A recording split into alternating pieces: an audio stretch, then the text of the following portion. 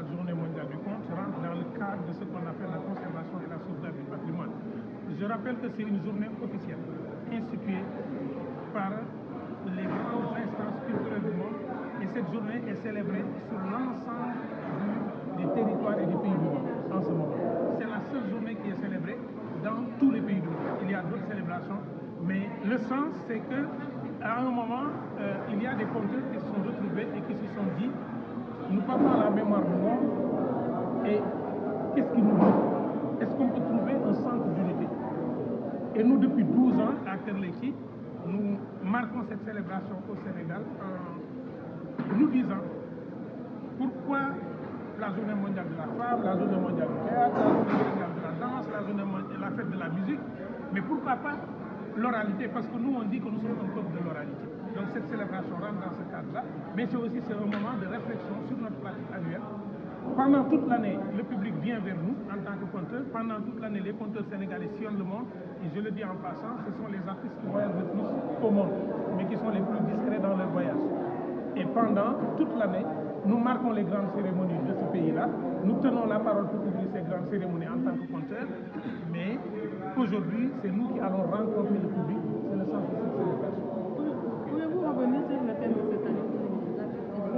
Oui, le thème de cette année, c'est racontons la mémoire de l'Afrique à nos enfants. Pourquoi? Parce que nous nous sommes rendus compte que la perte d'identité est le plus grand danger pour l'Afrique. L'Afrique a besoin d'infrastructures. Mais la première infrastructure à reconstruire, c'est l'infrastructure mentale des Africains. Et là, nous avons réfléchi à ce qu'un grand panafricaniste avait dit, l'esclavage mental.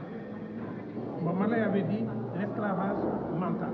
Et on s'est dit pourquoi ces jeunes Africains commencent à chaque fois qu'on raconte l'Afrique, dire que l'Afrique n'a rien. Pourquoi est-ce que les adultes africains commencent à dire que l'Afrique n'a rien? Et on s'est dit, c'est parce qu'on n'a pas raconté la mémoire de l'Afrique. Parce qu'à l'école primaire, on ne nous a pas raconté qui nous sommes. À l'école, au collège, on ne nous a pas raconté qui nous sommes. Au lycée, on ne nous a pas raconté qui nous sommes. Moi-même, j'ai découvert que Leïti Guissé, le père de ma mère, était détenteur de l'histoire du Sénégal en première année, quand à l'université on m'a donné un exercice et qu'on a mis, à la fin de l'exercice, veuillez contacter la famille de Leïti Guissé pour des informations. Il a fallu que je sois bachelier pour découvrir que ma propre famille possédait une partie de l'histoire du Yoro. Et on a décidé de corriger. Et pour les 2 prochaines années, on restera sur ce thème-là, parce qu'aujourd'hui, l'Afrique doit arrêter de baisser la tête et de courber l'échine et d'avoir peur quand les partenaires européens lui tournent le dos. Nous voulons reconstituer cette force de l'Afrique. Nous voulons que Cheikh Anta de sa tombe se dise « Je suis fier d'avoir travaillé ». Nous voulons que Serigne Touba, Mam Aladji Malik, Cheikh Maulana Cheikh Al Ibrahim, tous ces gens, Mam Limamou Laye, qui ont revendiqué la peau noire comme la peau essentielle, nous voulons que, de là où ils sont, ils se disent notre héritage n'est pas nul.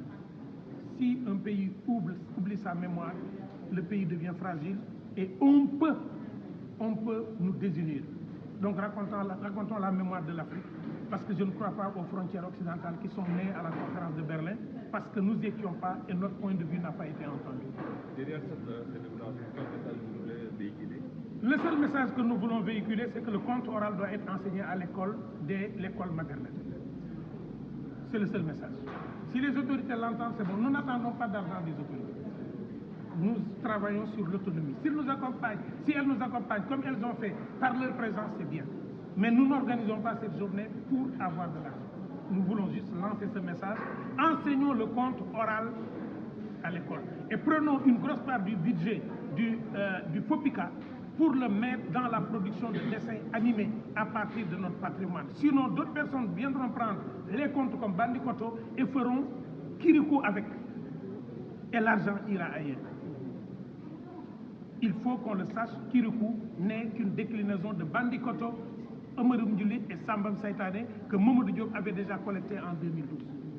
Est-ce que nous allons laisser passer notre patrimoine, laisser les autres s'enrichir sur notre patrimoine?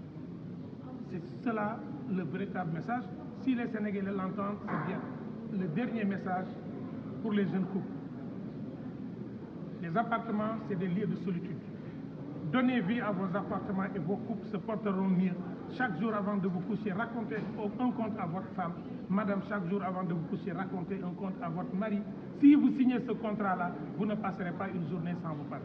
Ah, merci. Merci beaucoup.